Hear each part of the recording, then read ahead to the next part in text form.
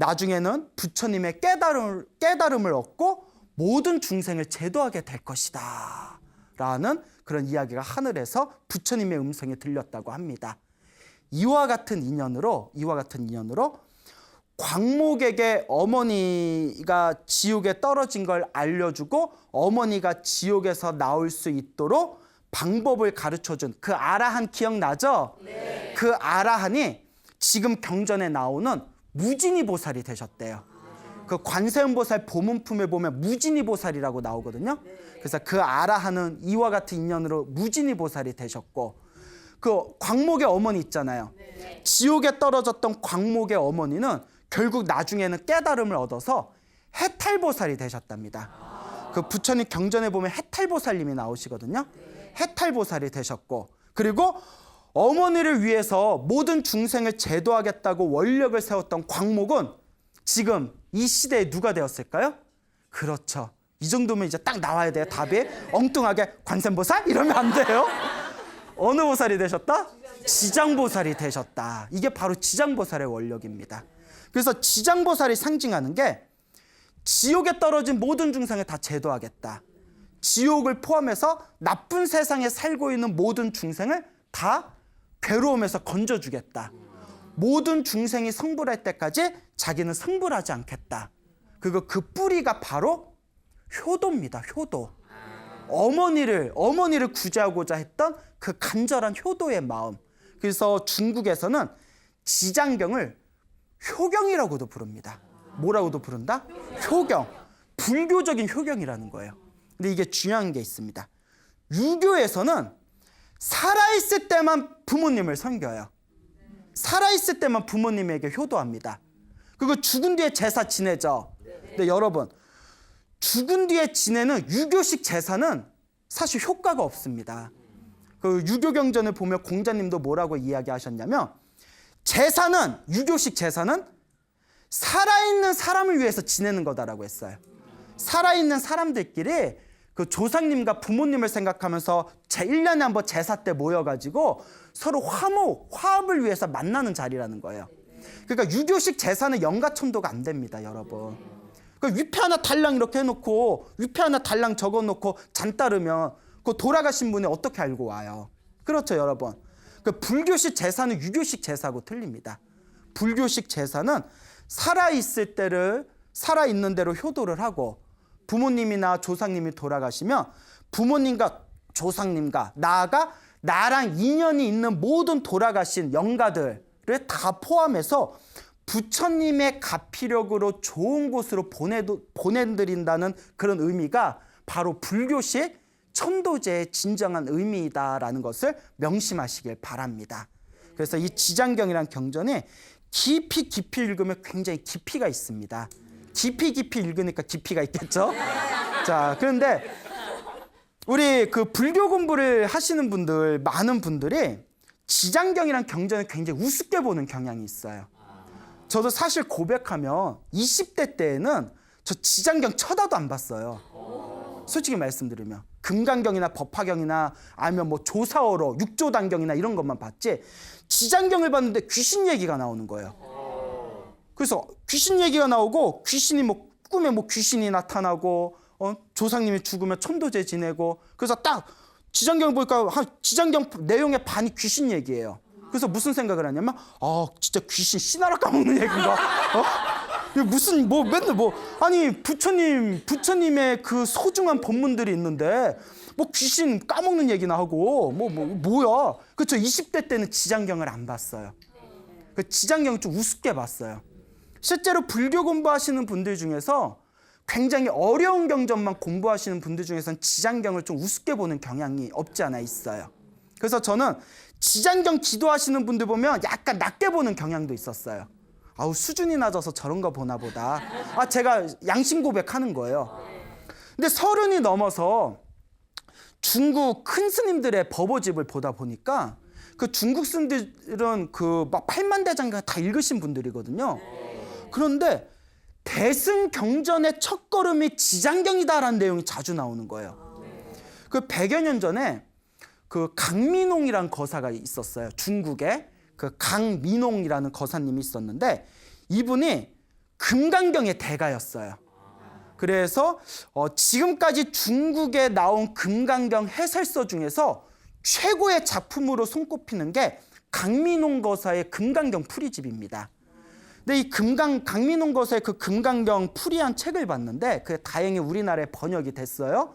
원래 제가 공부 열심히 해서 제가 나중에 번역하려고 했는데 뺏겼어. 예? 비록 뺏겼지만 어쨌거나 그게 좋은 책이 번역됐다는 게 참 다행이에요. 근데 되게 어려워요. 엄청나게 한 1000페이지 돼요. 그거 엄청 어려워요.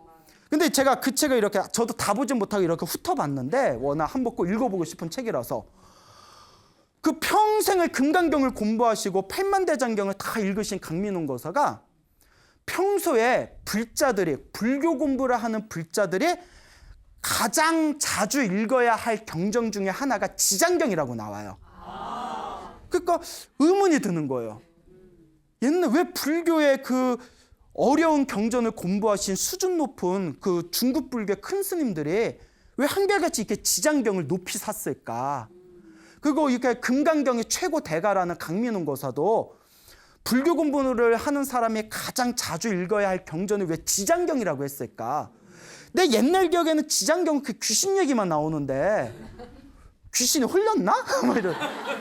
그래서 지장경 겸허한 마음으로 다 이렇게 지장경을 다시 읽어봤어요. 처음부터 끝까지 아주 이렇게 깊이 읽어봤는데 내가 어리석었구나. 그러니까 제 눈이 바뀐 거예요. 그동안 이제 절에서 열심히 공부를 하다 보니까 제 눈이 바뀌었나 봐요. 이렇게 평범한 내용을 담고 있는 지장경에 불교의 기초 사상이 다 담겨져 있구나.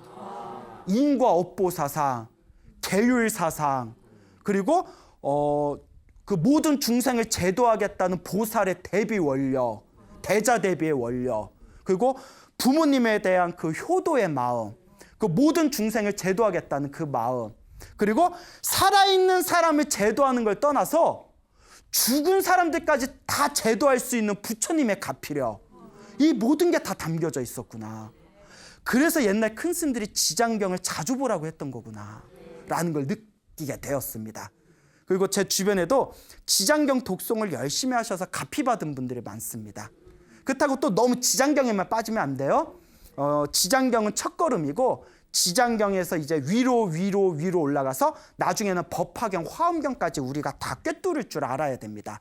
하지만 제가 지장경을 보면서 느꼈던 게 옛날엔 지장경, 내가 막 불교에 입문했을 때 아무것도 모를 때는 지장경을 보고 굉장히 우습게 여겼는데 내가 불교 공부를 하면서 다시 지장경을 봤더니 부처님 경전은 하나라도 버릴 게 없구나.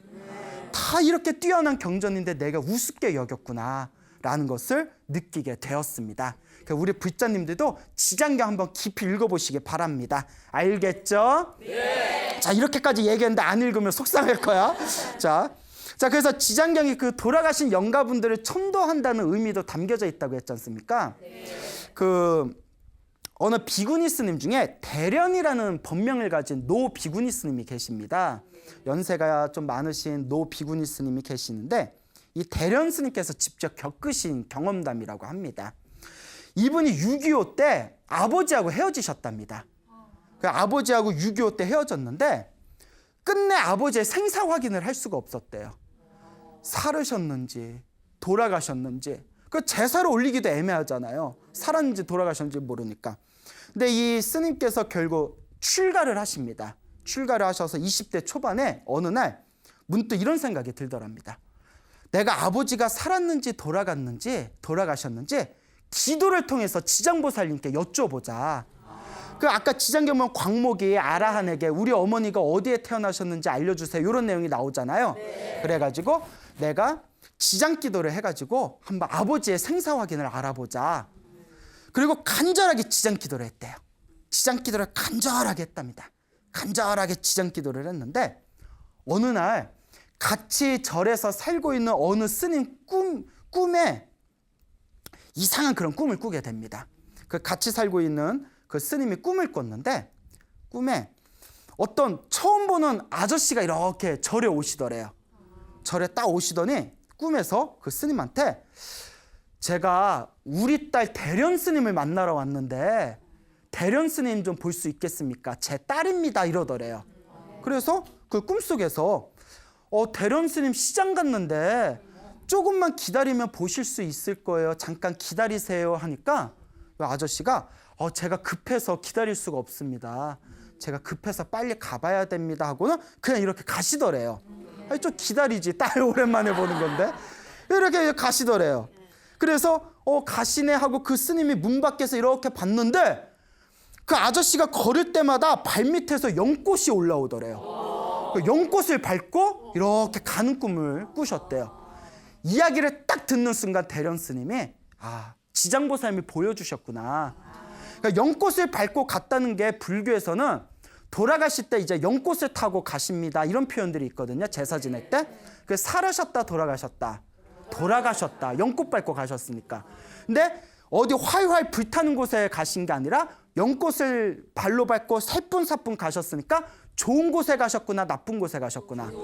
연꽃을 따라서 좋은 곳에 가셨구나. 우리 아버지가 천도가 잘 되셨구나. 라는 그런 꿈을 꾸시고 마음을 놓아버리셨다고 합니다. 자, 너무나 감동적이죠? 네. 이런 얘기를 들으면 정말 귀신이 있을까요, 없을까요? 있어요? 네. 봤어요? 안 봤는데 막 있다 그래. 있을까요, 없을까요? 내가 귀신 얘기해 줄까? 내가 귀신 얘기 하나 해드릴까요? 네. 싫어요? 싫으면 나가고. 자, 재밌어요. 저하고 친한 친구가 실제로 겪었던 일이에요. 예, 실화입니다, 실화. 제 친한 도반이 있는데 이 도반이 20년 전에 경주에 오래된 아주 유명한 그 사찰에 근데 좀 조그만 사찰이에요. 아주 오래된 유명한 사찰에서 행자 생활을 했어요. 그 스님 되기 전에 행자 생활 하잖아요. 근데 사찰이 오래된 고찰이긴 한데 사찰이 좀 작아가지고 자기는 그때 방이 없어서 이렇게 절 한 켠에 만들어 놓은 조리식 건물에서 지냈대요. 그래서 그 절에서 행자 생활을 하면서 경주에 있는 동국대학교를 이렇게 다녔다고 합니다. 행자 생활하면서 경주에 있는 동국대학교를 다녔는데 어느 날 이제 꿈을 꿨대요. 어느 날 이렇게 조리식 건물 자기 방에서 이렇게 누워서 꿈을 꿨는데 그 친구 한 20대, 20살 때 일이에요. 이렇게 꿈을 꾸다가 꿈에 자기가 그 분수대 있잖아요. 분수대 아시죠? 네. 물이 나오는 분수대에 이렇게 앉아있는 꿈을 꿨대요. 분수대에 이렇게 앉아있는데 눈앞에 보이는 모든 세상이 하얗더래요. 그냥 새하얗더래요. 하나도 그 뭐가 없이 하얀데 수많은 사람들이 왔다 갔다 하더래요. 수많은 사람들이 왔다 갔다 하는데 다들 하얀 옷을 입고 있더래요. 그러니까 새하얀 세상에서 하얀 옷을 입고 왔다 갔다 하는데 저쪽 멀리서 남자 하나 여자 하나가 이렇게 하얀 옷을 입고 서 있더래요.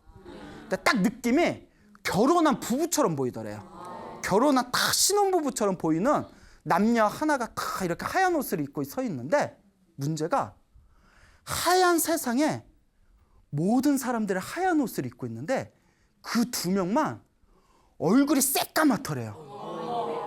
그러니까 소름 끼쳐서 얼굴이 새까맣더래요. 어때? 나 말하면서도 소름 끼쳐. 예? 괜히 얘기했나? 그래서 왜 저 사람들은 얼굴이 저렇게 새까맣지? 하고 이렇게 그냥 아무 생각 없이 보고 있는데 멀리서 눈이 딱 마주쳤대요. 두 명이랑.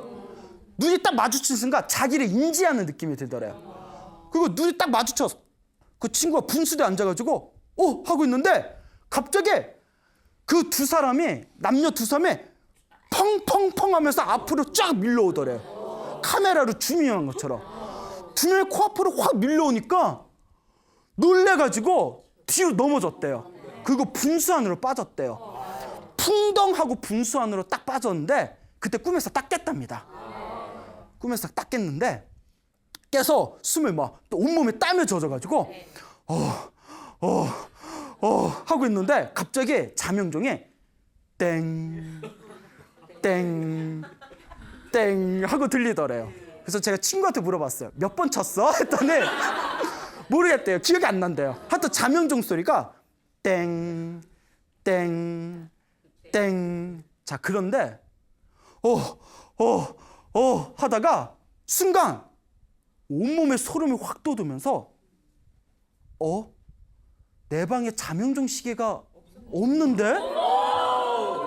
그리고 자명종 시계 있는데 소리가 들리는데 딱 쳐다보니까 창문에 여자가 이렇게 쳐다보고 있더래요.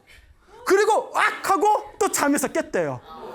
꿈을 2번 꾼 거예요. 이중 꿈을 꾼 거예요. 그리고 꿈을 꾸고 나서 돌아버리는 줄 알았대요. 너무 생생해서. 오늘 이제 참 다 잤다? 네? 자, 그래서 그날 아침에 이제 공양을 했대요. 그 어리 나가가지고. 근데 그 밥 먹는데 그 입맛도 없는 거예요. 얼마나 무섭겠어요. 그래서 이제 밥을 먹다가 그 공양조 보살님한테 꿈 얘기를 했대요. 보살님, 나 살다 별 이상한 꿈을 다 꿨다고. 이런 꿈 처음이라고. 근데 보살님이 갑자기 어머나 이러더래요. 스님, 스님이 아니라 행자님, 치였네 치였어 이러는 거예요. 치였네 치였어. 뭐가 치여요? 가끔 이럴 때가 있대. 이럴 때 가장 절에서 기가 약한 사람이 가끔씩 그렇게 치인대. 그럴 때는 큰 스님 옆에서 자야 되는데 이러더래요. 무슨 말이에요 했더니, 그러니까 그게 어제 꿈을 꾼 거잖아요. 오늘 새벽에. 그러니까 내 도반이 잠을 잤던 그날 낮에, 학교 갔고 없었던 그날 낮에 반혼제가 들어왔대요. 반혼제는 장례식이 끝나고 나서 위패하고 사진을 절에다 모셔놓고 49제 하는 그걸 반혼제라고 하거든요. 혼을 부른다라는 뜻이에요. 그날 반혼제가 신혼부부가 신혼여행 가다 교통사고 나서 둘 다 죽었대요. 그러니까 그 신혼부부 반혼제 한 날 그 꿈을 꿨던 거예요. 무섭죠? 네. 쌤통.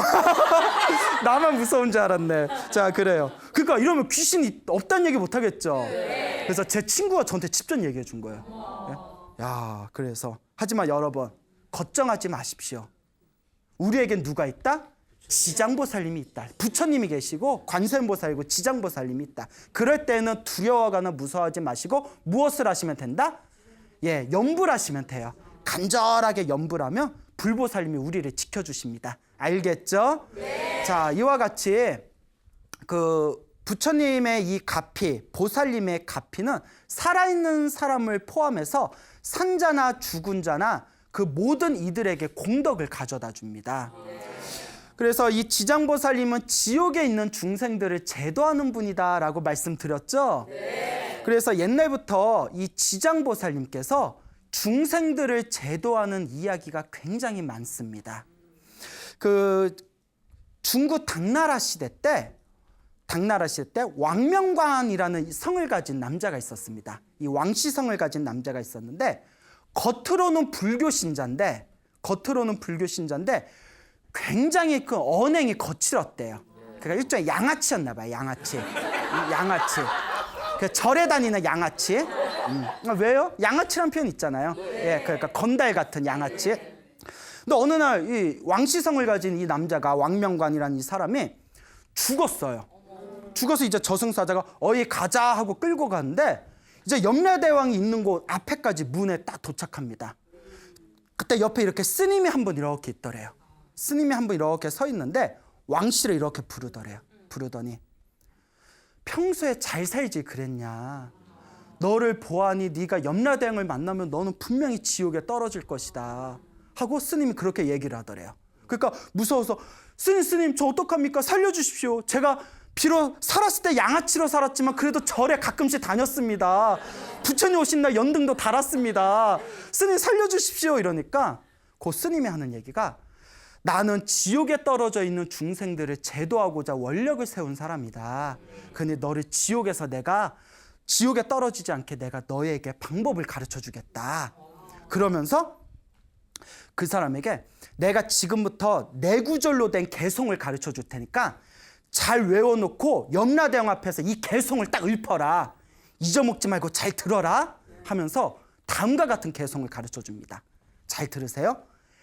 약인용료지 삼세일체불 응관법계성 일체유심조. 풀이하자면 만약에 어떤 사람이 과거, 현재, 미래 모든 부처님을 알고자 한다면 마땅히 법계의 성품을 보아라. 모든 것이 마음이 만든 것이다. 이 개성을 딱 가르쳐주면서 잊어먹지 말고 염라대왕 앞에서 꼭 얘기해야 된다 하고 다 이제 문에 들어가게 됩니다. 그 염라대왕 앞에서 덜덜덜 떨고 있는데 염라대왕이 딱 보더니 에휴 개판으로 살았네. 개판으로 살았어. 에휴 네가 너 그래도 절에는 좀 다녔네? 예, 제가 절에는 제가 불교 공부는 좀 했습니다. 너 불교 공부하면서 아는 거 있으면 아무거나 하나 대봐 이러더래요. 아무거나 하나 대봐 하니까 그때 제가 딱 하나 기억나는 게 있습니다 하면서 약인용료지, 삼세일체불, 은광법계성, 일체유심조 하는 순간 그 염라대왕이 있는 자리가 지상낙원으로 변하면서 염라대왕이 덩실덩실 춤을 추더랍니다. 염라대왕이 막 춤을 추면서 웬일이니 네가 웬일이니 네가 이걸 어떻게 하니 그러면서 염라대왕이 손을 꼭 잡으면서 너 산 거는 개판으로 양아치같이 살았는데 네가 이걸 어떻게 한 거니? 이거는 부처님의 모든 가르침의 핵심 법문이다. 이걸 입으로 소리내거나 귀로 듣기만 해도 공덕이 있다. 내가 너를 다시 인간 세상으로 보내줄 테니까 부디 다시 태어나면 잘 살아야 된다. 나중에 다시 보자 하면서 인간 세상을 돌려보냈답니다. 그 왕씨가 다시 죽었다고 눈을 번쩍 떴대요. 그 숨을 막 몰아쉬다가 내가 그 들었던 개송이 어디에 나오는 건가 하고 스님들께 여쭈어보고 경전에서 봤더니 화엄경에 나오는 개송입니다. 화엄경에 나오는. 그리고 지옥의 문 앞에서 나에게 이 화엄경의 개송을 가르쳐준 그 스님이 바로 누구였구나? 지장보살님이셨구나. 그 뒤로는 열심히 복을 짓고 선업을 짓고 공덕을 지어서 편안하게 세상을 떠났다는 그런 이야기가 지장보살 영업록에 나옵니다. 그러니까 여러분 오늘 제가 가르쳐드린 약인용료지, 삼세일체불, 은광법계성, 일체유심조 다 외우셨어요? 네. 자 나중에 다시 보기로 다시 외우세요. 자 우리에겐 다시 보기가 있잖아요. 자 이걸 잘 외웠다가 나중에 죽어서 염라대왕이 너 뭐 아는 거 있니 할 때 당당하게 얘기하시기 바랍니다. 근데 이야기했는데 염라대왕이 그게 뭐 이러더라도 예, 너무나 노여거나 광우스에 원망하지 마시기 바랍니다. 자 어쨌거나 이와 같이 지장보살님의 위대한 위심력은 중생대를 제도합니다. 산자와 죽은 자 모든 이들에게 공덕을 주는 게 바로 지장보살의 원력이고 불보살님의 값입니다. 그러니까 여러분 기도 열심히 하시기 바랍니다. 여러분 행복해지고 싶습니까? 네. 행복한 삶을 창조하고 싶습니까? 네. 복을 지으십시오. 선업을 지으십시오. 공덕을 쌓으십시오. 복과 선업과 공덕의 힘이 여러분들을 진정한 행복의 길로 이끌어 줄 것입니다. 여기서 마치겠습니다. 소중한 나.